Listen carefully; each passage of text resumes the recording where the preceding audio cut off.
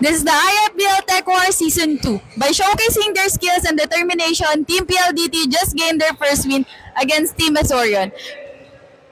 For a 2xU pair of the game, gaining 23 points, 5 rebounds, 2 assists, and 1 steal. Let's all give it up for JL De Los Santos. What challenges do you anticipate facing on this opening game, and how does the team plan to overcome it? Actually, ano lang talaga eh. Nagbuo lang talaga ako ng team para lang maglaro, magpapawis para lang din sa health. Pero ayun, sumali na kami nung nakaraan sa 5-10 below, kasali kami ngayon. Medyo hindi maganda. So talaga nagbuo ko ng team na talagang mas competitive. Tapos dala-dala ko pa yung company namin, which is PLDT. So ayun, committed lang sa game. Tapos sipag lang. Ayun. Sir, are there any particular strength of your team that you believe that will keep your win streak?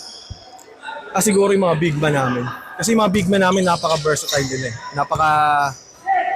Yung hustle nila sa game, kung paano sila kumuha ng rebound. Very marunong maglaro talaga, yung talagang magulang na sa laro. Kaya ayun, yun yung pinakang siguro natin, yung mga mailaki namin, mga big man namin. Shoutout na lang tayo, sir, and then invite natin yung fans natin to watch the next game. Ayun, shoutout sa anak ko, nasa probinsya ngayon, si Johan tsaka si Zach. Ayun, para sa inyo to, tsaka sa asawa ko nanonood ngayon, Jed De Los Santos. Tapos sa lahat ng mga taga-PLDT, lalo na PLDT Garnet, ayun guys, alam ko, sinusuporta kayo sa amin. So ayun, gagalingan pa namin para sa inyo rin to, para sa inyo. Yun lang, salamat. Thank you!